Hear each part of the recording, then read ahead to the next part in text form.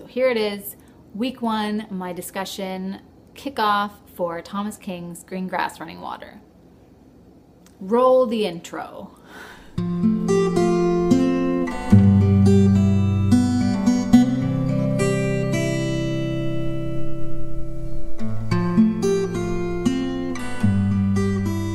So we're discussing Thomas King's Green Grass Running Water, and this book has a lot going on. So I'm gonna start with an overview and kind of talk about some of the main things, and then I'm gonna get a little bit into some of what Thomas King is doing. So Thomas King's intent with this book, or at least part of his intent, is to blend and merge and sort of bring together both the sort of oral traditional narrative and a more kind of Western structured literary narrative. And these two styles are used heavily through the book. So the story starts with Coyote's creation tale. Well, there's nothing but the water and a dreaming coyote. And Coyote is a creator god, but also a trickster. So Coyote is kind of a funny figure through the story, because if he starts dancing, or if he starts dreaming, or if he starts singing, you never know what's going to happen, because it's going to impact the world for the rest of the characters. So at the beginning of the story, Coyote's dreaming, and the dream that he dreams starts running amok. And so Coyote's dream figures that he must be a coyote too. And Coyote says, no, there can only be one of me, but you can be a dog. And then it talks about how that dog got confused and got it backwards. So the backwards of dog is God. So Coyote's dream labels himself God and sets about forming the world and how he sees fit. So of course, right from the get-go, we have Thomas King sort of subverting traditional Christian ideology, saying that Coyote is the creator and this God is just a confused dream of Coyote. So there's a lot of kind of humor in that vein, where he takes sort of traditional Bible stories and he kind of turns them around from a different perspective. If we can talk about this sort of dog / God, and then you think about in Blossom how there is the Dead Dog Cafe. If you think about the Dead Dog Cafe and then you think about it as fact, the Dead God Cafe, we've got like kind of a little Nietzsche going on. There's a lot of allusions and a lot of things that tie together in various ways. So there's a lot to think about in this book. We also have the 4 elders in Florida and them sort of escaping their medical facility and setting off to fix the world. And apparently this is not the first time that they've done this. So the nurse Babo, I'm gonna say Babo, I'm not sure, and Dr. Hova from the facility, they set off after the elders, and they are kind of tracking them, and they're on their way to Blossom, Alberta, and that is where the rest of their characters live. So there are characters living in Alberta, specifically the stories of Lionel, Charlie, and Alberta, and then we also have Eli and Norma and some of the other characters.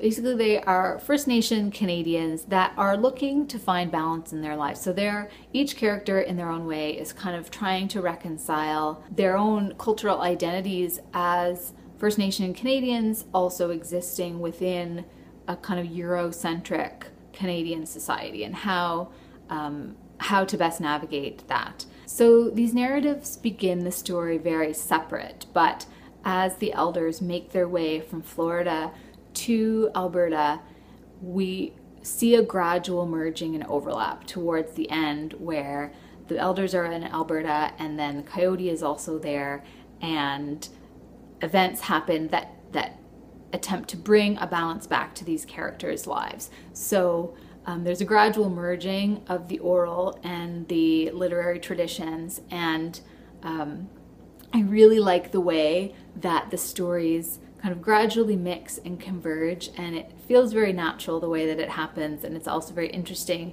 especially as far as the road trip goes, because we follow Babo and Dr. Hova on their way, and you can kind of sense the closing in.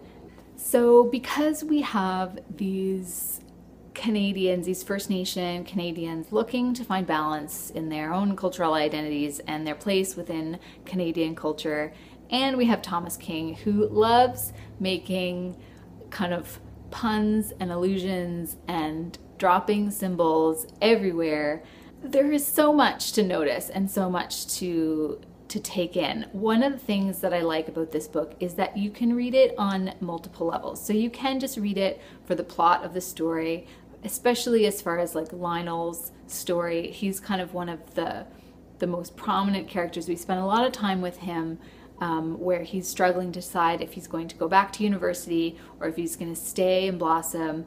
And Lionel's story is really balanced by the character of his uncle Eli, who was a university professor and lived in Toronto for many years, but then returned back after his mother's death and is living in his mother's cabin. And Eli, living in it and refusing to move, is halting the development of a hydroelectric dam, which has been built but has not become operational because he refuses to leave his mother's land.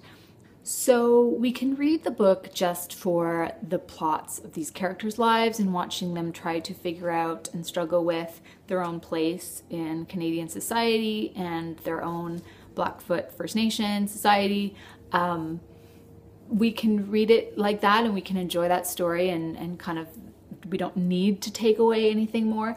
But the thing about this book is that the more that you look into it, the more political and social commentary that you see. For example, the character Eli stands alone. He seems to be named in kind of allusion to Elijah Harper, who is an MLA in Manitoba. That's a member of the Legislative Assembly for non-Canadians who might be watching. And Elijah Harper raised an eagle feather during the vote for the Meech Lake Accord, which basically they needed everyone's vote in favor of going forward with it to bypass a public consultation if all the MLAs agreed. And Elijah Harper was the one person who marked his dissent. And the raising of the eagle feather was very significant because the reason for his dissent and the reason for his not voting in favor of the accord was that he felt that the First Nations peoples of Canada were not consulted at all, and that wasn't right.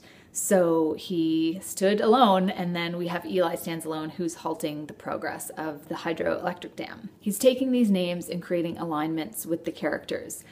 So obviously you can get a lot out of this if you have a knowledge of Canadian history, or if you just look things up on the internet, or if you have studied this in English class like I did in university. The other kind of build-up pun with the missing cars, the cars that go missing, the Nissan, the Pinto, and the Carmen Ghia, is an allusion to the three ships of Columbus, which is the Nina, Pinta, and Santa Maria. I didn't know that off the top of my head. We don't really spend a lot of time with Columbus in Canadian schools, do we? I don't remember. But there are also things and commentaries that happen in the book that you don't necessarily need to have an innate knowledge of Canadian historical figures or American historical figures to know. And a lot of that takes place in the oral narratives, the stories of Changing Woman and Old Woman and Thought Woman and First Woman. These parts are awesome. I really enjoy his playfulness with the culture and his way of getting around an idea by sort of kind of poking fun at it and coming at it from a different angle. And so Changing Woman ends up in the plot of Moby Dick, and basically Changing Woman sees the whale as a black whale and a female whale and even a lesbian whale, but Captain Ahab and the rest of the crew are very persistent in saying no, that this is the great white whale, Moby Dick, and she's calling this whale Moby Jane. Changing Woman is calling it Moby Jane.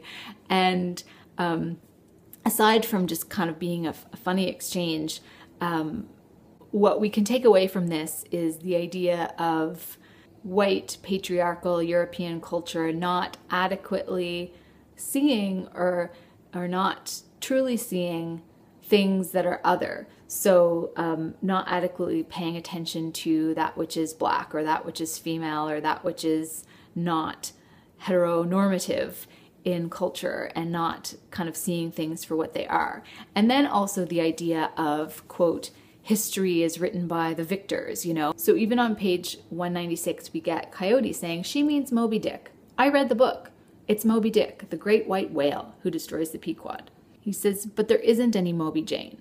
Sure there is, I says. Just look over there. What do you see? Well, I'll be, says Coyote. So the idea of, but she means Moby Dick, I know because I read the book, is a commentary on kind of the alteration of history by those who write the history books. So we get a lot of Black historical figures, female figures, anyone who's not your average heterosexual white European, not adequately represented in a lot of the history books. And so to that extent, these aspects of our culture go unnoticed and undocumented. And so Coyote is convinced that she can't possibly mean Moby Jane because he's read the book and he knows what it should be. And then when the narrator says, well, what is over there? Just look over there. And when he looks, he goes, huh, you know? So what is in front of you is not necessarily what you're seeing because your conceptions have been altered by what you've been taught. So similarly to Captain Ahab, Dr. Hova and the Florida authorities see the four elders as men, whereas Babo is the only one, being their nurse, who describes them as female. And so we get the sense that kind of a decontextualized culture, or viewing these people from the perspective of a patriarchal system, they're looking at these four elders and they're seeing them as men because how could they be anything different?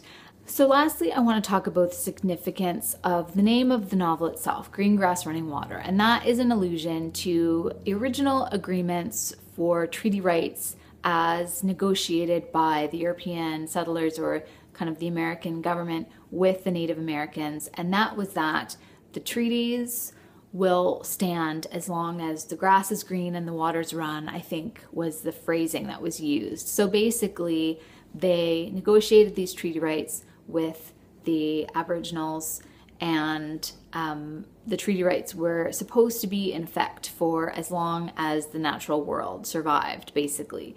And then, as we can see, that is directly compromised by the fact that the running water has been dammed in the river. So it's very literal as well as figurative. Once that balance is being reestablished and the waters start running once again, that is when the characters kind of establish balance in their lives, or try to move towards that effect. So I've been filming for a really long time. I don't know if this is gonna make any sense. I'm gonna try and edit it together and we'll see. I'm really interested to know what Jason and Jess have thought about this book. I'm also really interested to know the reactions of you all, everyone else who's read it. I didn't give away any of the sort of big plot point spoilers, so if you haven't read it yet, I highly recommend it. It's both funny as well as thought-provoking, a social commentary, as well as just a good story to read. So please let me know what you think, and I hope you enjoyed this. I will see you next time. I'm not sure when I'll be back on this channel, later on in the year, in a couple months I think. So you will see me then, and I'll talk to you all very soon.